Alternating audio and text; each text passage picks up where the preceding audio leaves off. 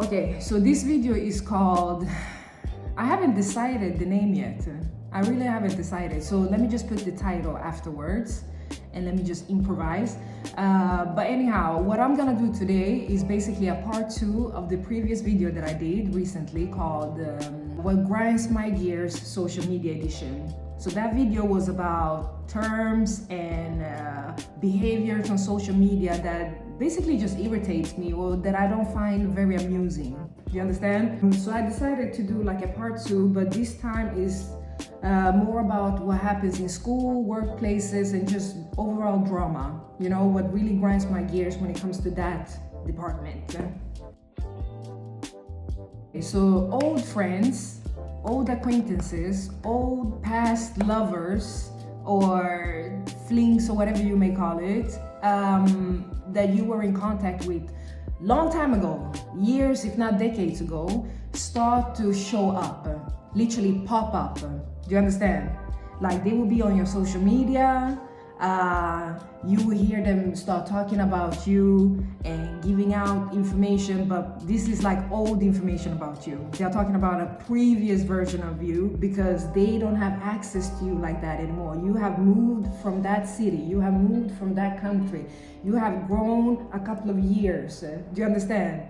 You have matured or whatever you have, but it's a lot of change that has been happening. But these people, like, I don't doubt that it's a lot of change that has happened in their lives as well, but it's just that some viewpoint, some everything is still stagnant for some people. Like they will always view you like that. Like even if you guys are like 80, 90 years old, sitting there rocking your chair, you know, like you will have these people coming out of the woodwork like, okay, so let's see here. Do you understand?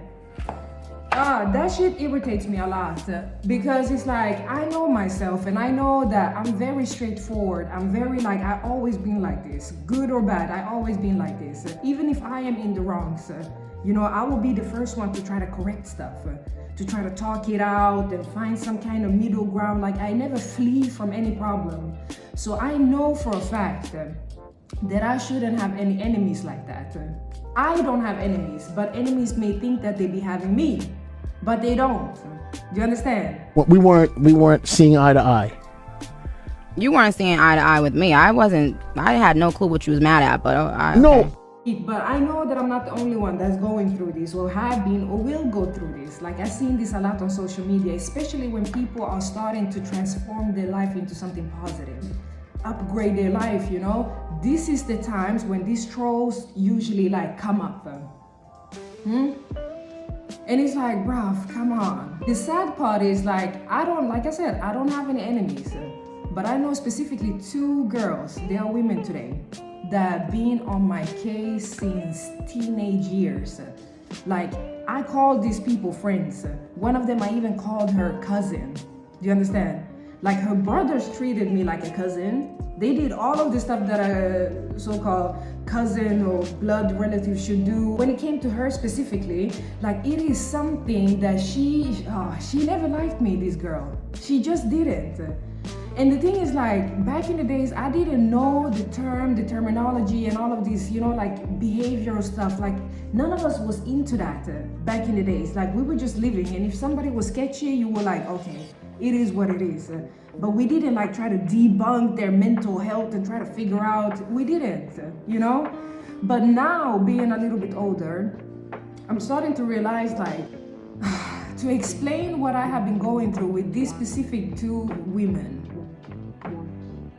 one of them being Afro-Latina and the other one being West African, to explain, I'm like, we gotta go into spiritual warfare. We gotta go into spirits, you know, like fucking demonic spirits attaching themselves to vulnerable human beings and basically using them as a vessel. Do you understand? Like, I gotta see it like that because I'm like, bro, these people, they never had a reason to have an issue with me. That's what I'm trying to say. And when I started to understand that is when other people around us were starting to react. Call me in the morning. You got it. First thing. Bye, Larry.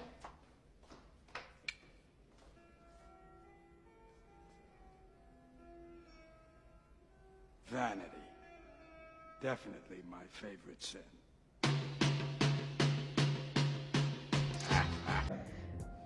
You are the guys that are out there that know that it exists people like this that will just start a beef with you for no reason. That will just start hating for no reason. Huh? You have less than these people and they will still see you as you walking around thinking that you are better. And it's like, bro, are you kidding me? Here I am watching you thinking that you have everything. Huh? Thinking that you have everything. And you looking at me with nothing and think that I have the nerve to walk around thinking that I am something. And do you understand? I'm like, bruh, nah, that's not my problem. That is a you problem. There's not much sisterhood, or whatever you would call it, in the workforce or in school in general. Like all of these institutions, I don't feel like it's a lot of so-called sisterhood. And I'm gonna talk from my point of view. I'm a black girl, black woman, so I'm gonna talk from that point of view. So it's not gonna be one size fits all that everybody's gonna be able to relate, you know? But I'm just saying that I have noticed lately, I did another video, I don't know how long ago, it doesn't matter. But I did a video in the past talking about that, you know, when you have like two token black people, especially black women in one workplace, it almost becomes this Uncle Tom, mammy kind of, you know, backstabbing and this behavior, you know?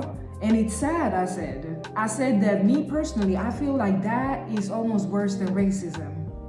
Because it's like, bruh, we as a collective, women, especially black women, we already go through hell. We get less pay, overworked, you know, minimize you. I can't be the only one. Like anybody, like I could almost take the term people of color, POC, has gone through this at least at one time in their life.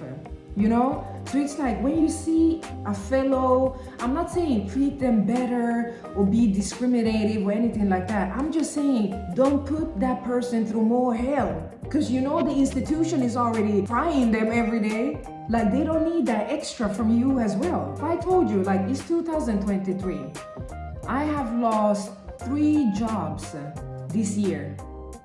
3 jobs I have lost this year. It's crazy.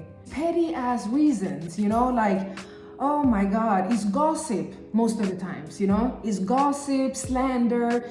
And when I try to confront it, then I become the villain. I become the evil person. I'm making everybody uncomfortable, so I need to leave. Do you understand? It's crazy. Recently, I'm telling you, like I lost one of my internships again.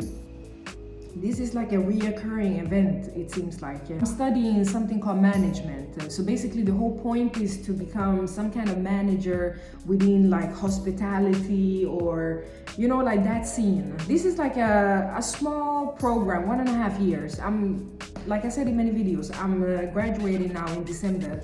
It has not been easy for me to do any of this stuff because it's been so much outside noises and drama and people just basically I can't focus on what I need to be focusing on because people around me are trying to be MacGyver. Oh, not MacGyver, what is his name? The other one with the cape. Oh, what's his name? Trying to investigate, bro. And I was so happy, like this last internship that I got. I came there and I saw that they had 2 black girls, 2 dark-skinned black girls that worked in the reception. Do you understand? And I mean, usually, I don't see this a lot when I'm in England because you guys are diverse. You can see all kinds of ethnicities on TV, lawyers, whatever, like you have representative everywhere. Do you understand? But here in Scandinavia, it's almost like, it is like certain jobs, certain positions, certain education is for certain group of people. They want a specific archetype or aesthetic. Do you understand? No, but I was happy because I was like, okay, so there are 2 dark-skinned black girls that are working in the reception, you know? And I was like, wow, that to be here, to be Scandinavia, it is a lot. You know, it is a lot. And I was like, okay, so this is gonna be good. The other departments, they had people from all over the world, countries that I never heard of before. Do you understand? And I was like, damn, this is diversity, huh? Wow, okay. But then some stuff started to happen, you know? And me being very observant, I'm gonna show a video of how I enter a room, how I discern stuff around me, and you're gonna understand.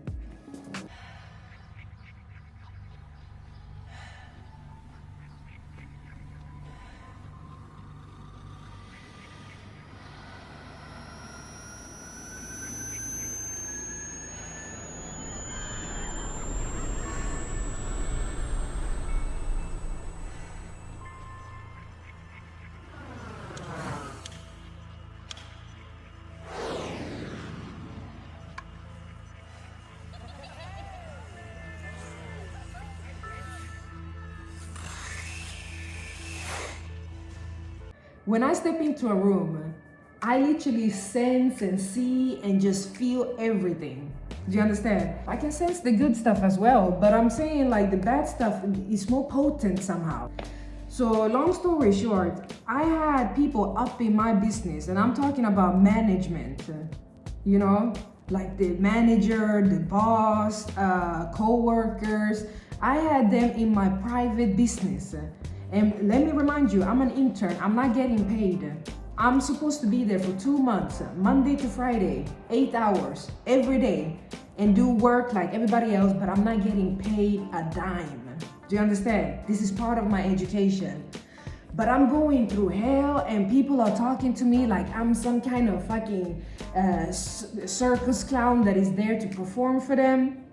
Do you understand? I asked one of the other girls, when these small events started to happen, I asked one of the other girls, I was like, can you just tell me, is this a good place for me to have my internship? Or should I be starting to look for another place? And I told her, I'm asking you like a black girl. Do you understand? Because I have been through so much racism. I'm very like, oh, if I notice the little slightest something, I'm off. You know, my mental health goes before anything other. So I asked her, because I wanted to know, because I was like, okay, she had been working in the company since it started, you know? So it must be good. Like, do you understand? It can't be, do you understand? I just wanted to hear from her point of view. And she wondered why I asked this. And I basically told her again, I was like, you know what? You're a black girl, I'm a black girl. We are in this workforce. And I had some incidents with the manager here where I just feel like she is a little bit like, I don't know how to explain it. Basically, she don't fuck with me like that. Do you understand? It's like snarky comments. It's, you know, the mannerism, like the eyes, how she's talking to me and all of this stuff is very covert, you know? So I was like, this is one of the reasons, like, I'm asking you. And she was like, oh, but don't you want to take this up with her, blah, blah, blah. And I was like, bro, listen to me. If it becomes a big problem, I'm not the one that will shine away. You know, I will talk to her. Best believe, I'm a grown-ass woman. I will talk to whoever I have an issue with and we will solve it. Don't worry about that. But I'm just asking you as a black fellow sister, how is this workplace? Do they respect people's integrity, dignity, privacy, all of this stuff? This girl, she went straight to the manager and told her. Even though I told her, you don't have to step in, you don't have to tell her. Do you understand? Because when she started to ask me these questions, I was like, bruh, she might be one of those, huh? One of those, let me just run to the manager. So I told her, you don't have to. Do you understand? If I see that this is an issue, it's not an issue. Because if you knew the fuck shit that I have been going through all my life, bruh, you would be like, bruh, this is a fart in space. She's been through worse. She's just asking because she don't want to waste her time. This has to do with her education. Do you understand? She don't want to waste her time. That's it. She went to the manager and told the manager. And the manager the manager doesn't have any, how do you say, for somebody that has been working in the company since it started, and they come to you feeling that, okay, we have some kind of bond here, you know, so I will go to you and tell you about this new person, what they say. She don't have the, I don't know the word for it in English. when you have somebody's back like that. She didn't. This manager directly came to me, you know, and started to ask like, okay, so how are you coping here, you know? And you know, I'm trying to make it good for everybody. It's a lot of interns here, and everybody need to get their time and da da da da da da. And she was like in defense mode. So when she started, I knew just by that conversation, you know, I knew that the other girl had told her. Long story short, I confronted her and I said, why did you go and tell her, you know? But before I confronted her, I spoke to acquaintances of mine here in Stockholm and basically told that acquaintances what happened. And that acquaintance, it's a very weird relationship we have, you know? A very like, you know, you have some of these friends, like you need people around you that are honest and tell you what's up. You know, they can't always sugarcoat stuff. But when you start to notice that every time you have a conversation with a specific person, they're always on the other people's side. They're always nagging you. No, wrong, why, that. You start to be like, whoa, huh? It doesn't matter. Like I can literally start a conversation saying that, you know, I love how charity works, you know, how people are giving to the poor and all of this stuff.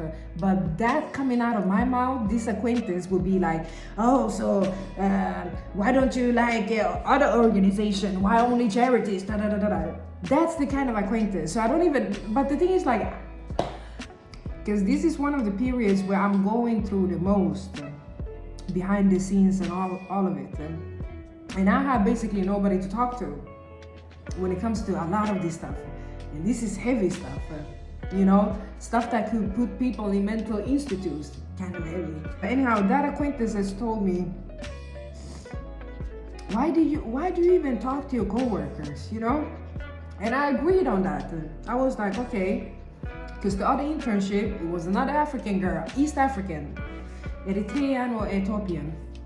They made sure that I lost my internship by lying to the manager, saying that I had been saying that Christian people was bad people or something like that. On God, if I'm lying, that's what she said. So the manager, she brought me in and was like, you know what? We don't speak about religion. We don't speak about politics or any of that during work time. And I was like, I agree with that, you know, 100%. But if I'm gonna lose my internship, because I answered some questions that she asked me, I'm not talking to a wall. You know, I'm not talking to a wall. Then she should lose her internship as well. Because she didn't have to ask me what I practice for religion or anything like that. And then run and do 180 with that information.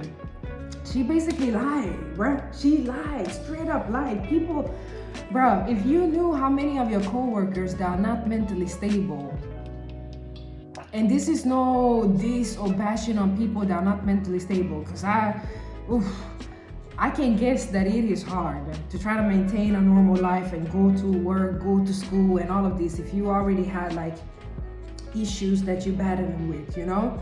But I'm just saying that you have a lot of people that are so-called undiagnosed out there, you know, just causing hell, you know, mayhem to people, unnecessary, because they're living so much in their own heads and, you know, have perception of people that is like so fucked up, so out of this world, you know?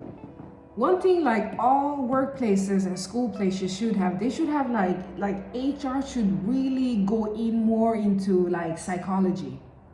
You know, so they early, like, not like they are the same level as a psychologist, but almost. So they can see, you know, like, okay, this person, like, it is something that's not correct here, you know? And they can like prescribe, like, okay, maybe you should go and meet like a real doctor, a real physician, a real psychiatrist, you know, because we have done our little first evaluation of you and it shows that it might be something going on there, you know, but go and deep dive and see if it is. If it's not, it's not. But if it is, then you can get the proper help that you need. I feel like most workplaces and schools should have that. Because it's like, bro, you as a regular something, just coming to work, doing your stuff, being an intern, and you having all of this drama, all of this weird behavior that shouldn't be in a workplace whatsoever, and you have to deal with that, you know? It's like, bro, I'm not equipped for this. You know, I'm here to just do my internship and leave. Oh my God, huh? Whatever you read or heard about me, I'm not here to do like a press conference or TED Talk or anything like that, just to calm your demons or ego, whatever's going on inside of you. Anyhow, I confronted this African girl, and she was shocked that I confronted her, and her only reply was that, oh no, it was almost like she was saying that suit yourself. That's what she was saying. Like, I don't have any, what is the word, bruh? Like, I don't have to be loyal towards you, basically. You know, I don't have any loyalty towards you or something like that, you know? So, yeah, that was basically how she said it. She was basically saying that suit yourself. Like, if you didn't want me to go and tell the manager, you shouldn't have told me to begin with. And I was like, but I told you that you shouldn't go to the manager, huh? Not once, not twice, I told you. Because I saw and I heard the kind of questions you were asking me back, that you could be one of these people that will run to the manager and do like a chicken out of a feather. Told you, if this becomes an issue, I will talk to her. I'm not afraid like that. I'm asking you as a black woman, as a black girl, how is this workplace? Do you understand? And so this is one of the reasons why I think that this whole thing went south. She said that she have never experienced racism like that. She said, yeah, I heard people, you know, that they have gone through a lot and all of this stuff, but me personally, I have never experienced racism like that. And her reason was that because I mind my business, you know, like I don't do stuff, I'm not in drama and stuff like that, you know, I mind my business. So I have never experienced racism. That is exactly what she said. And I was looking at her and I'm like, girl, she's 23 years old. I'm 33, it's 10 years. And I'm like, wow, you are one lucky motherfucker, huh? Because I remember as early as fucking 7 years old, I experienced racism. Me and a friend that was from Kurdistan, Kurdish, we were walking there, minding our little ass, and these two older Swedish couples in their late 60s or something came and started to do this, you know, fuck you, to us. Do you know why? Because when they came out of the elevator, we were waiting for a friend. When they came out of the elevator, somebody had thrown like what do we call this? Tobacco that you put in your mouth. They had thrown it on the wall and it fell down when these people came and landed like on them or in front of them or something like that. And they thought it was us. Like I said, we were 7 or 8 years old when this happened. I'm like, which 7, 8-year-old walk around with fucking tobacco, huh?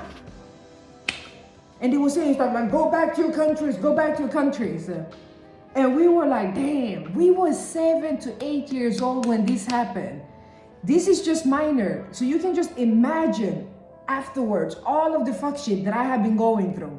Do you understand? I'm 33 now. So you can imagine the levels, huh? The threats, the violence, the slander, the gossip, huh?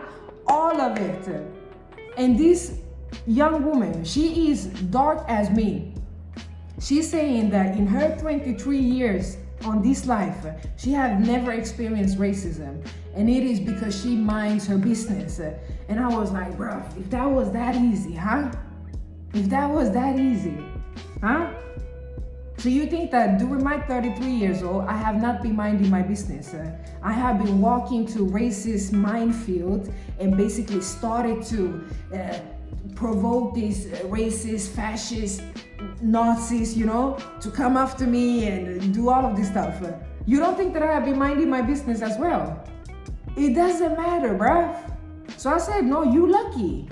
Because I don't dismiss that. I don't dismiss that. She can have been growing up in a safe neighborhood, good family, or somebody would say, or maybe she's not that sensitive to some of this stuff, you know? Like she would just brush it off or whatever. Like, I don't know, whatever reason, but she said that she has never experienced racism. And I was like, okay, so basically me trying to ask you as a fellow black girl if this is a good workplace, it's not gonna turn out good, huh? Because you don't even understand where my question is coming from. If you had experienced racism, discrimination, sexism, especially racism, if you had experienced that from the past, from school, from work, or something like that, you would understand why I asked this question, and especially to you. But if you haven't gone through it, like, how can you give me information? Of course. And the sad part is, like, the other black girl, because I said there were two. The other black girl, she was basically saying, like, oh, I agree with her, and blah, blah, blah, you know, saying something similar, you know, that, but in her, like, defense, she was saying, like, she have been experienced racism, but she doesn't do a big thing about it, she said. And I was like, sweet baby Jesus, huh? Bro, the gaslighting. But I'm like, these women, they're young still, you know? So I don't wanna, whatever they are living in right now, wonderful. I wish that for more black people, especially black women, to just go on about their day, go to school, go to work, just do what they want to do and supposed to do, and don't have to think about all of the microaggressions and all of this stuff. That's what I wish for everybody, huh? Especially targeted groups. So when these people say I never experienced, I was like, yeah, good for you. Really, from the bottom of my heart, good for you. But I don't want to be this negative Nancy, but it will come a day. It will most definitely come a day when these people will experience it. And I'm not gonna be there then. But I'm telling you, when that day comes, they're gonna go back to their minds, and they're gonna go back to how they threw me under the bus, went to the manager, and just, like I said, did an elephant out of a feather. And they're gonna wish that they met somebody that stood up for them as well. But it is what it is. Okay, so there's a picture. Let me just show it.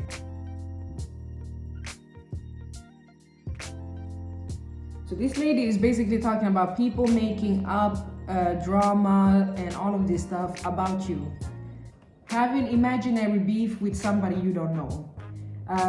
Creating mayhem out of somebody's personal point of view. Showing up to an unknown person's place of work or the like. Yeah. Anyhow, let's just try to make sense out of all of this, okay? So this quote that you guys saw, this lady is basically talking about, like, it is a lot of illnesses that is roaming around, you know? And people will make up fights, disputes, drama with people that don't even know them sometimes. And it has all to do with the accessibility of social media. Like, you are so much in somebody's business that you feel that you know these people, you know? You feel that you know these people and they should know you as well. It could be somebody that have like 3.5 million followers, huh? And somehow out of those 3.5 million followers, you specifically, they know of. I'm telling you, it is a sickness, bro. It is a sickness. It's deviant.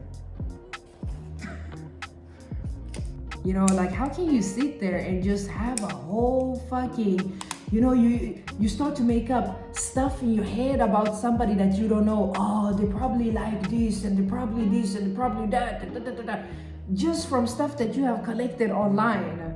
And it's like, I am the last person you should be doing stuff like that to. Do you know why? Because I am so random when I post. I am so random that you cannot respond to slander and gossip. That you don't get the chance to answer. And when you do get the chance to answer, it's most of the times too late. Like the slander, the gossip has been going on for years, if not decades. And you just hear about it when it's starting to die out, or people are jumping onto another bandwagon talking about another issue or something like that.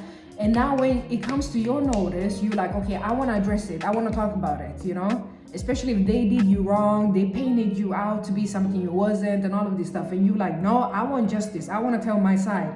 And people are like, hush, hush, hush, hush, hush, hush. This was yesterday. This was 2 weeks ago. This was 7 years ago, 4 years ago, whatever. Like, no. Let's move on, huh? And it's like, okay, but it didn't sound like that when I was the so-called perpetrator, or when you guys thought that I was. It didn't sound like that. Then we should just keep on, all day, every day, years to come. Do you understand? But now when I want to address it, all of a sudden it's like, come on, just let it go already, huh? You make it like it's nothing.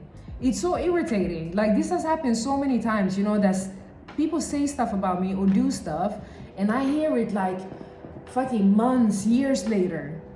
And it's like, oh. And the saddest part is like, when that information comes to you, what hurts you the most is that you had people around you that you considered as, I don't know, friends, acquaintances, family that knew about it. And they could have put this in, like, because they knew sooner or later, like, if they would start trying to spare your feelings, fuck my feelings, literally. Because sooner or later, it's inevitable. The truth would come forward. I would know this stuff, huh? So why not let me know on time so I can address it on time?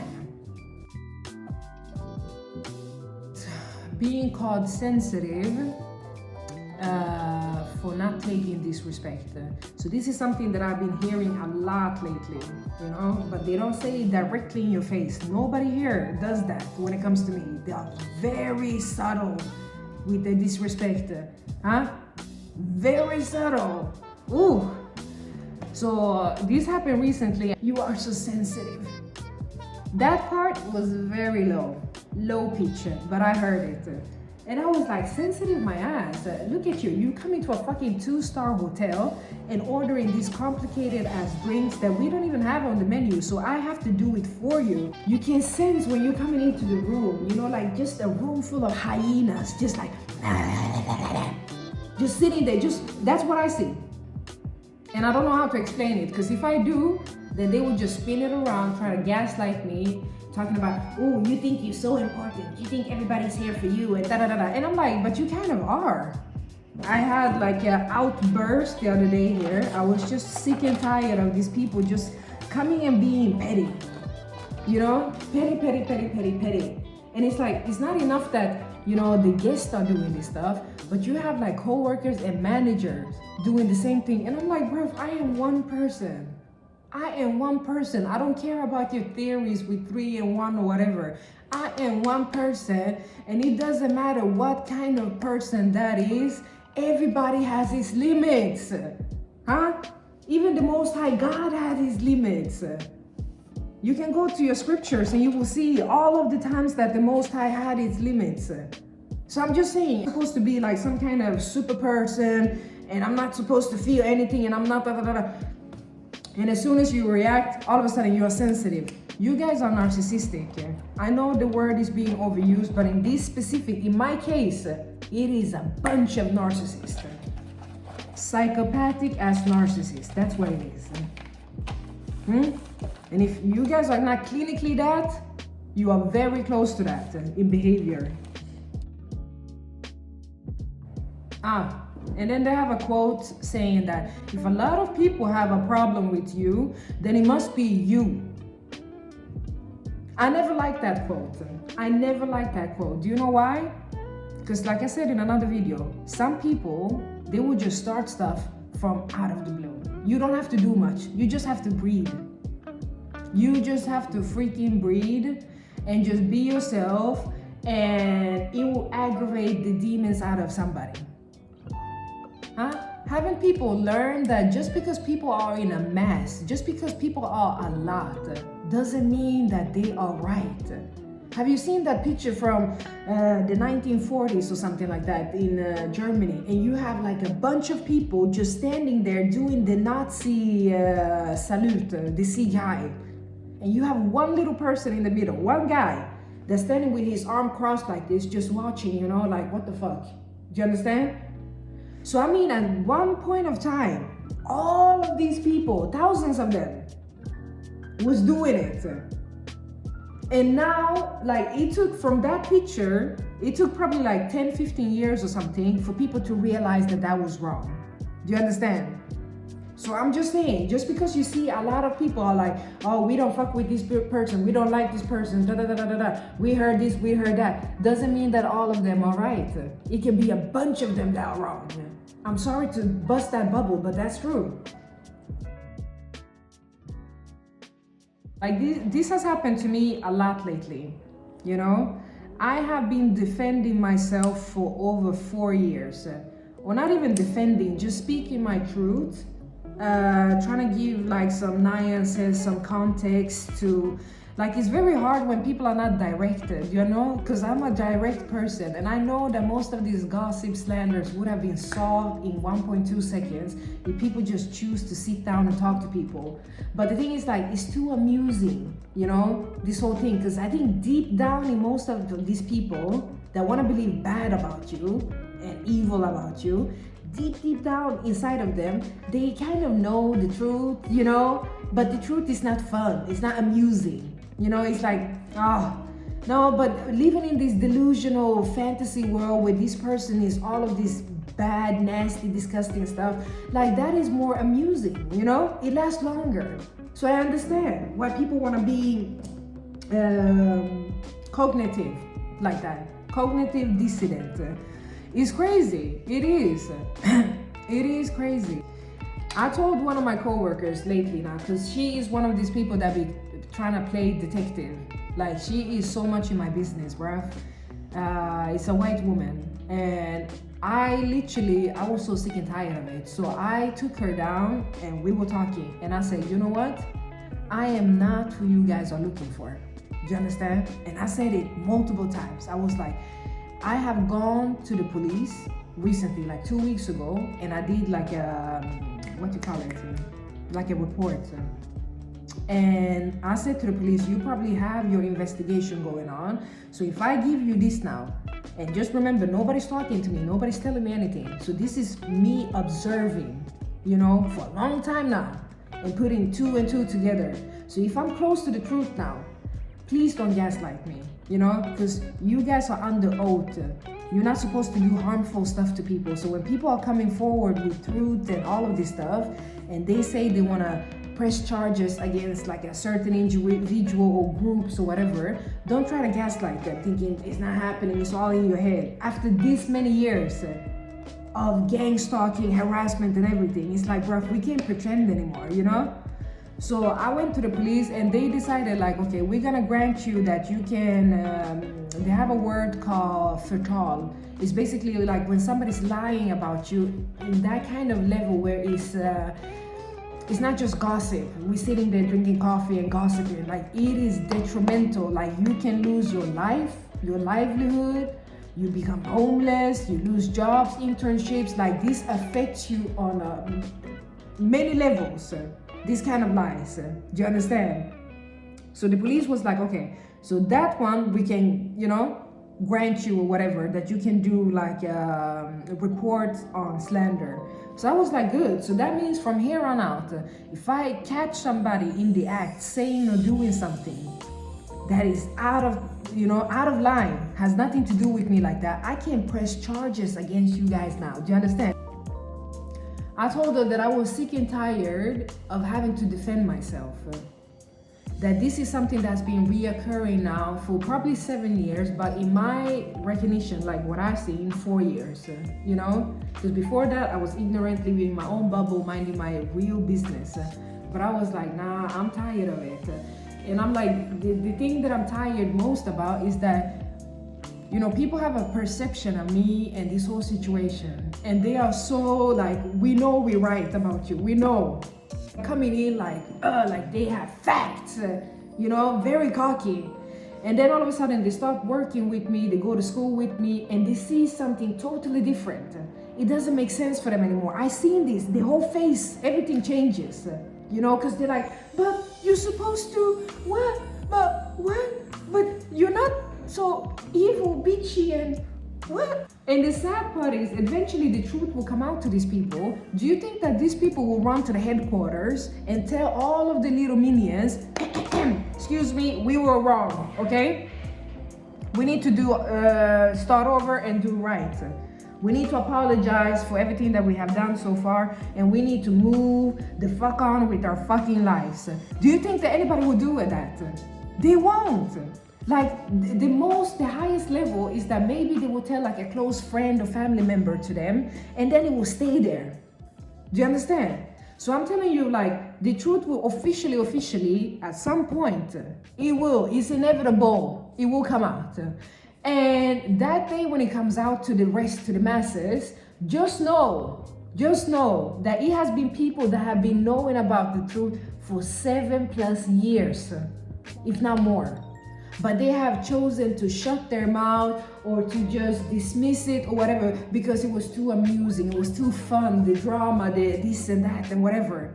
So I said to this coworker, I was like, the conversation that I'm having with you right now, you are not the only one I had this conversation with, and you will not be the last one.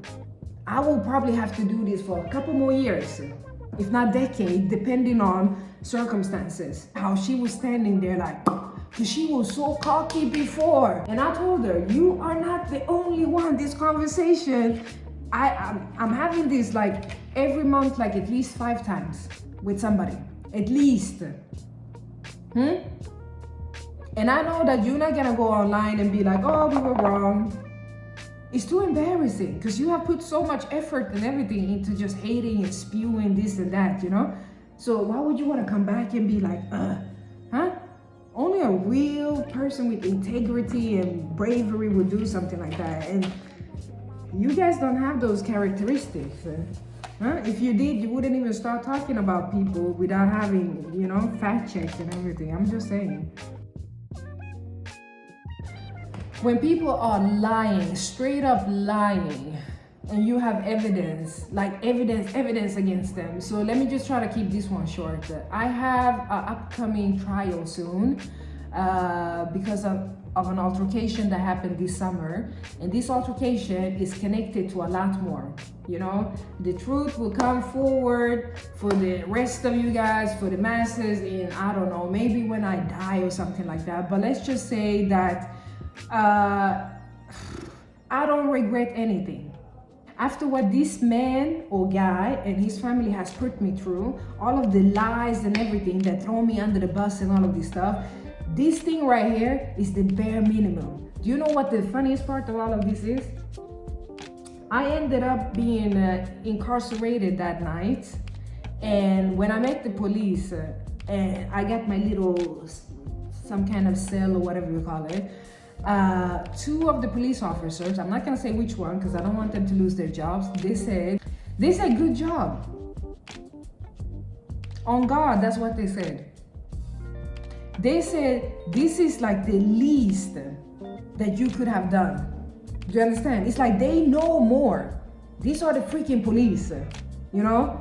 They have their own bureaucracy, like what they can talk about and not talk about. So they probably know a lot of stuff, you know? So they were basically saying that considering everything that you have been gone through and all of this stuff, this reaction of yours is like a fart in space compared to what somebody else would have done if they were in your situation.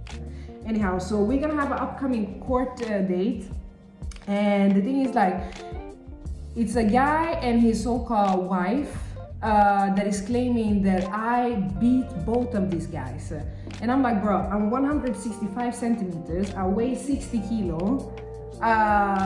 Both this guy and girl is bigger and taller than me. I'm just saying. And they mean that I caused so much damage that I would like, do you understand? These people are lying. So I will show a picture where I got a scar from this guy. And this guy is saying that I beat his ass. And I'm like, okay, so if I beat your ass like that, how come that I have this scar from you? And you coming down, having your mobile phone with you, being all prepared, like this is somebody that was looking for a buck. This is somebody that was orchestrating all of this nonsense Like just like that Nikki and Jamie situation, you could say, when he like provoked her, and then when she started to lash out, camera, action, and it's like, whoa, huh? I hate when people exaggerate and lie like that, you know? Because I'm like, me, at least when I had my interrogation, I was dead honest. I said, you know what I can pay for is the damages that I done to the apartment. Do you understand? Like, I can pay for that. We don't even have to go to court for stuff like that. Like, it is what it is. Do you understand? But me assaulting them, bruh. Like, if you want to press charges against me, I want to press charges against you. Because I'm just saying, I had this car and I didn't get it from nowhere. I'm just saying. For a guy that was like, and he said, I'm afraid of my life and I'm afraid that she's going to do something to my child and blah, blah, blah. And I'm like, bro, why even bring your freaking child to this? Huh? The only person your child should be afraid of is you. Ugh. He's talking about that he's afraid of his life. And I'm like, it doesn't look like a guy that is afraid of his life. Because I literally left the scene. I left the scene. And he came after me, wanted to start something. I'm just saying, I have been in situations where I have been fearing for my life. And do you know what I do? I don't run after the problem. I call the police then. I'm just saying. And I will pray for you. She said that to me when we met a couple years ago. She said, I will pray for you. And I was like, bro, now when you start to understand what kind of person you marry, then I should be praying for you, huh? This is what I keep saying. Ladies, don't laugh at other people's pain, huh? She thought that she won the lottery when it came to this guy. She really thought that she won the lottery, huh? Talking about that she will pray for me. Do you know who I am? Do you think that I need your prayers? Bitch, please, huh? You will need my prayers and a lot more before I will ever need you.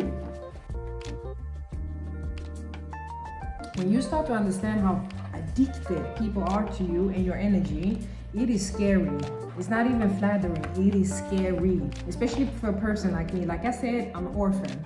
I don't have family like that. It's me, myself, and I. Do you understand?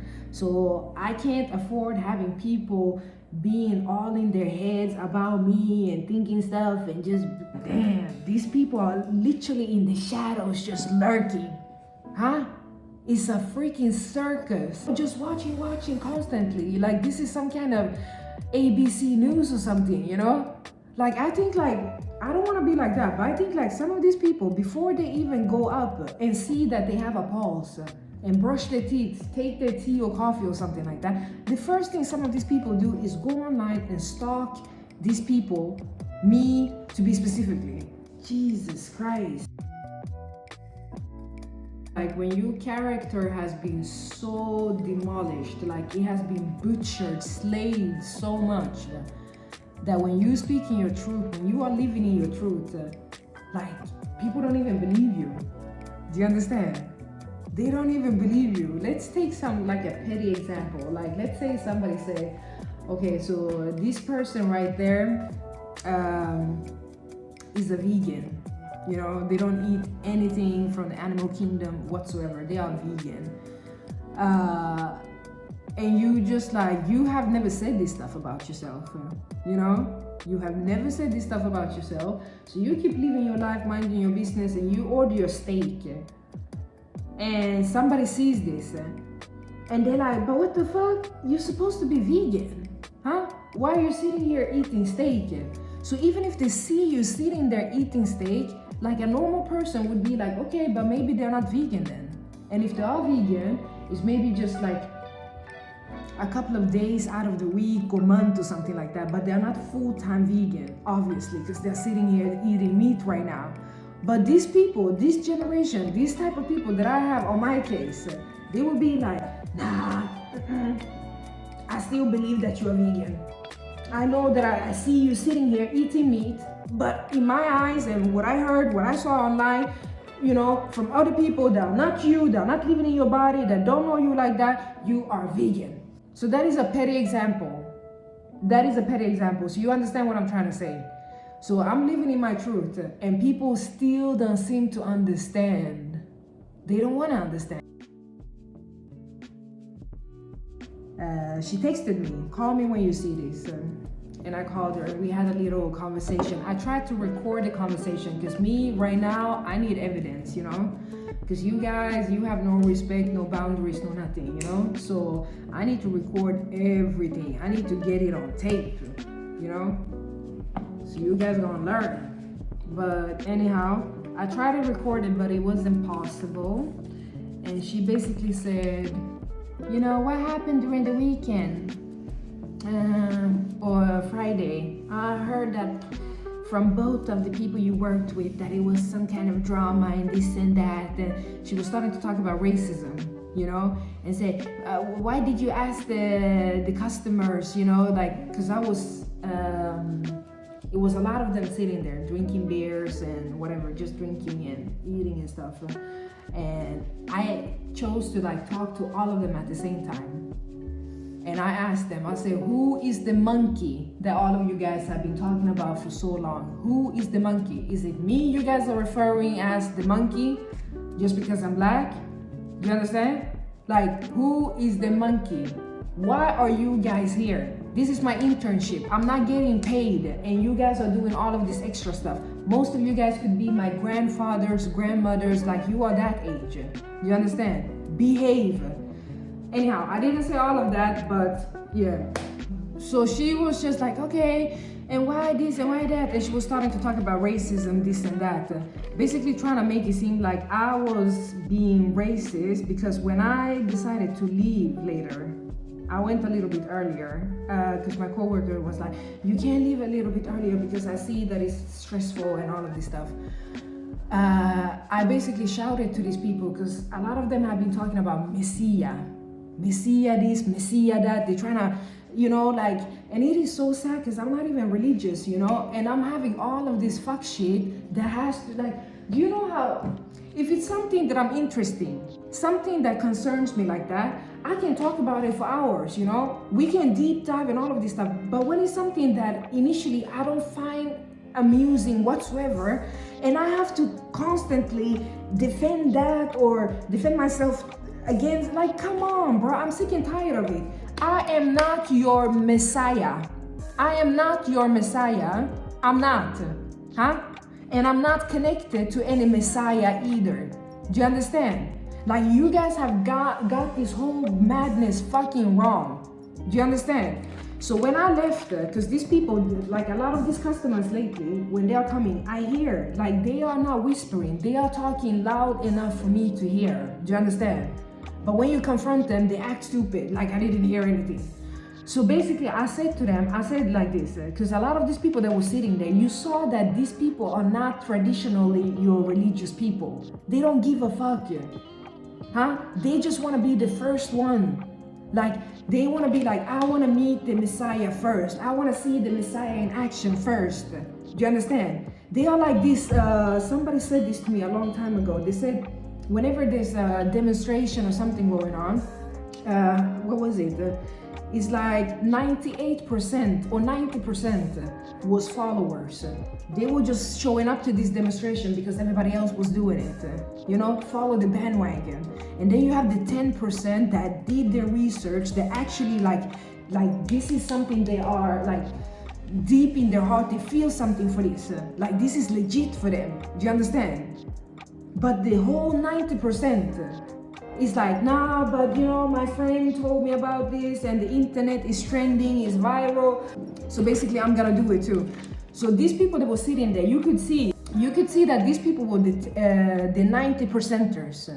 You know, the people that don't give a fuck whatsoever. Like, if Jesus came, they wouldn't even know what to ask. They wouldn't even know what to ask because, like, they don't know shit to start with. So they would just stand there with the mobile phone, probably taking pictures and be like, oh, okay, and then bounce. Do you understand? So I basically, before I left, I said, even if I was Messiah, I said, I'm not, but even, I said, if I was, I'm not yours. Do This is one of the things people need to understand. Like, this is the same mistake they did during Jesus' time. Jesus said specifically that he came for the Israelite, the chosen people from Israel. That was his group of people that he had, like, from the Most High. These are the people that you should talk to, preach to, save, or whatever. Do you understand? Huh? You are their Messiah. You are not one size fits all Messiah, that you are for everybody. Huh? Talk to your Creator and ask, what's going on? When is somebody gonna come for us? Huh? No, so this is what she was talking about, the racist stuff. She was basically, because a lot of people that were sitting there had a specific look and specific whatever. And I was just saying that nobody's coming for you, you know?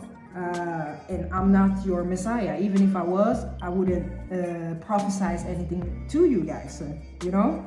And it's like, are you guys shocked after how I've been treated? Huh? How people have been talking about me, mocking me, and still continue? And you still want somebody to come and save you? Bro. And for the little percentage that is like, no, but I haven't been mocking you, I haven't this and that. You know what? Talk to your people then. Make them behave. That's it. Don't come to me and try to be like, oh, try to forgive them, try to this and that. No. Talk to your people and ask them, why are you guys being so messy? So anyhow, I wrote here because this lady, she basically tried to gaslight me, making it seem like, oh, we have been so kind and tried everything with you and this and that, and you know, is this the thank that we are getting? So I was like, okay, let me just, so I did a little list here. Yeah, so the first one, guest talking about sexual orientation. Yeah, so I worked in the breakfast department, and I had how many? It were like 4 or 5 women.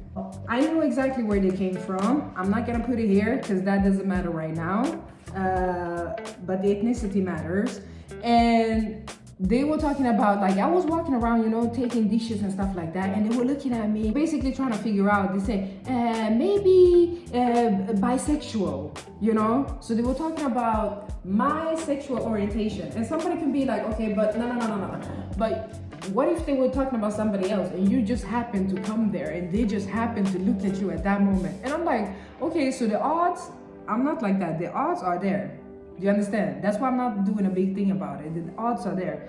But I'm just saying, considering that it's a lot of people lately, even Africans, that have been asking me, oh, so what's your sexual orientation? Like, they have been a little bit more straightforward. Jesus Christ, what is it with me? Is it the way I dress, the way I talk? Like, what is it? I'm like, I have said this in so many videos too. I am a straight woman. I like men. Do you understand? Men. That's what I like. I can find women attractive and be like, man, this woman, she looks good, she's put together, all of this stuff, but it's nothing that I'm looking at like, ooh, this is something that is turning me on. It does nothing for me down there. Nada. Do you understand? So this is some of the stuff that I have been encountering at my internship. Basically, trying to guess my sexual orientation while I'm at work. And the extreme flow of so-called new customers, new people. Like I said, even the management was like, oh, do you guys know how much you sold for during this yesterday? Oh, you sold for 8,000, and you start to understand that you are getting a lot of people here lately, more than you used to. Do you understand? I even told one of my coworkers, one that is, he's chill, actually. He's the only one that is like, kind of chill. And I said to him, if I was you guys, and now you guys have to do all of this extra stuff. Like, you guys may be used to having like 10 people checking in nighttime. You used to maybe like 4 or 5 people sitting at the bar maximum, you know? And now all of a sudden we have like 50 people here acting like this is some kind of rave or something like that. Do you understand? They want to order weird drinks and food and just be messy and all of this stuff. And you guys have to do double the job that you usually do. I said to him, I was like, if I was you guys, I would say to management, pay me more. That's it. Pay me more.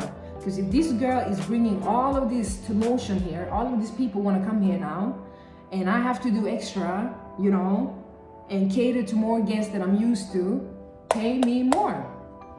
Simple as that. That's what I told him. More happened in this place. They were hiring people basically just to avoid hiring me. Because if you do your internship in one place for 2 whole months, you're there Monday to Friday, 8 hours, you're gonna eventually learn the systems and everything you need to know. After 2 months, you are good to go. You should be good to go. So the whole point with internship is that eventually it's gonna lead to some kind of job, extra or permanently, you know? But these people, they early on, like I said, they had it out for me early on.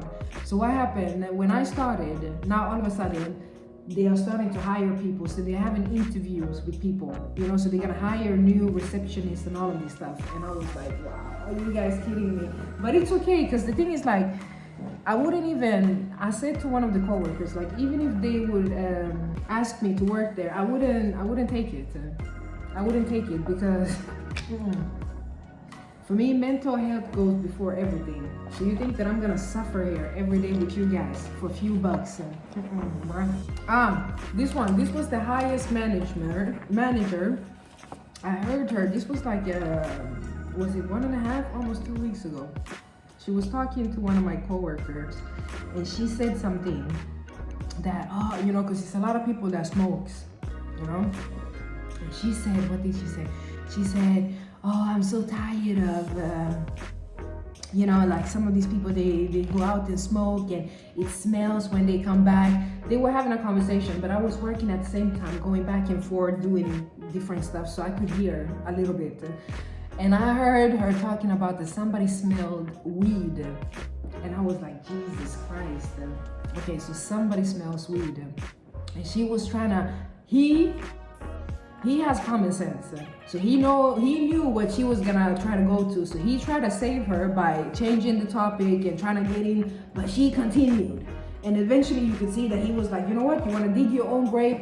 Dig. I don't care, you know?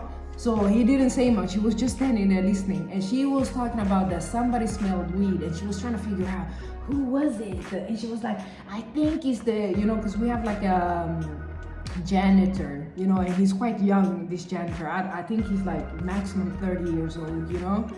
And oh God, you know, this is a guy, and he's very like, he comes, he does his work, very laid back, you know.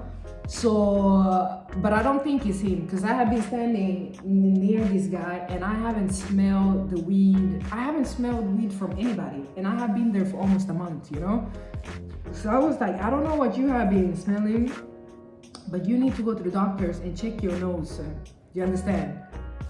But she was trying to say that somebody smelled weed. And I'm like, okay, most people know that here in Scandinavia, this part, not other parts, but this part, Sweden, it is illegal with cannabis, with weed here, you know? So you mean that somebody's just gonna do in work time, go out and smoke weed and then come back? And I was like, if she was trying to, you know, get me into this somehow, this is one of the reasons I think the coworker was trying to stop her, because he was like, bro, this is gonna seem like racism, like you're attacking the black girl because she have her dreadlocks and all of this stuff, and you're trying to be like, oh, she smokes weed. I don't even smoke weed. I've been talking about this on YouTube as well, and I said my brain is not wired that way. Like, I have tried when I was younger, of course. I have tried, and I'm telling you, it doesn't work on me. I don't know what it is. I can't relax. I don't think it's amusing. I don't like the smell. None of it. Do you understand? I just don't. But if anybody else does it around me, I have no problems with that. That's you, your body, your health, your whatever. Do you understand? I don't judge you. But me personally, I don't do that. It's a lot of stuff. I don't know if I want to talk about everything. It's 1 hour, 40 minutes. Okay, so guests staring at you like it's a zoo. Yeah, like I said, most of the so-called new guests that this hotel have got, they are not there because the sandwiches are awesome and the beer is different or anything. It's because of stuff that they heard. They want to be and see and hear and first to. People are so like, it's crazy. So I feel like I'm an animal at a zoo. So these people that keep trying to call me monkey and stuff like that, do you know what I want to call you guys back? Snow monkeys. How about that? Snow monkeys. Have you seen those? You know, they look like a mixture of grizzly bears and Neanderthal and something else, like very scary, you know? It's like if a bear have died, basically. That's a snow monkey. Booga booga. I'm just saying, very petty. I can be petty too. I came in like 5 minutes before my shift started. And he was like, 5 minutes left. And I'm like, oh, what is wrong with you, huh? Bruh. Thing I want to mention is that it's been a lot of talk about this. I seen this on TikTok. They're talking about a lot of people that have their own businesses before. What do you call these people? Entrepreneurs or whatever. A lot of them are going back to regular 9-to-5s because of the economy and just customers not being able to buy as much as they could before and all of this stuff. So people that had their own businesses and all of this, they have to go back to a regular 9-to-5. Do you know what I feel? I feel like it's gonna be some kind of clash, you know? Because if you had your own business and you have been in that state of mind that you don't want to work for anybody else, you know, and all of this stuff, and now all of a sudden you're gonna go back to a 9-to-5, and most of the time when you go back to a 9-to-5, if you don't have a specific degree or profession or something like that, you will become a worker. You won't be like in a management position directly, you know. So I feel bad for the people that have been living in the 9-to-5 treadmill for forever, you know, and having to deal with these people coming out. Do you know why? Because they will be these kind of co-workers that will be like, you know, like every workplace have these people. They think they are managers, but they're not. We get the same salary, we do the same job, we do the everything, but we will still act like, oh, did you do that? And go and snitch to manager. This person came late and da da da da da da, and all of this stuff. They will be messy as fuck. These people will cause mayhem. I'm just saying. So we'll see how all of this is gonna turn out. It could be positive too, that if they have leadership's abilities and all of this stuff, they will be like a co-worker that will take a lot of responsibility and, you know, be able to fast climb the corporate ladder or whatever. You know, it could turn out like that. So I'm not gonna be totally negative. But what I can see, like right away, already now, if you are an entrepreneur, you're used to having your own business and managing stuff and all of this stuff, and now people dictating you what to do and following, you know, after the book, stuff you should do and not do. And you have people that have been working 9-to-5 forever. And some people are okay with that, you know? I know, like a few years ago, people were bashing so much on 9-to-5s, making it seem like this was people that didn't have ambition, they were giving up, just working for others, and da-da-da-da. And I was like, wow. You know that some people, they want to be secure, you know? They want to be secure, and they know that working for a company, already established company, you will get your salary every month. That's one thing that's guaranteed. But you be an entrepreneur, you gotta have the willing to take risk, the funds to take risk, the economy and all of this stuff to take risk. Some people don't. They're still paying off student loans and all of this stuff. Do you understand? So they're like, let me just pay off that and all of this stuff. Then we can start talking about entrepreneurship. But me being all, you know, rent, do here, this, that, da da da da, it's not gonna be easy. But oh god, I had one of these girls at my internship, bro. She had a hard time staying in her lane. She had a hard time staying in her fucking lane, bro.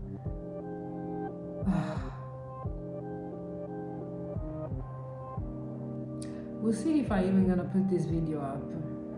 Like, I'm just recording it now in case. Maybe I'll put it up in 1 week, 2 weeks, or maybe I don't put it up at all. But I just felt like I'm getting tired of this.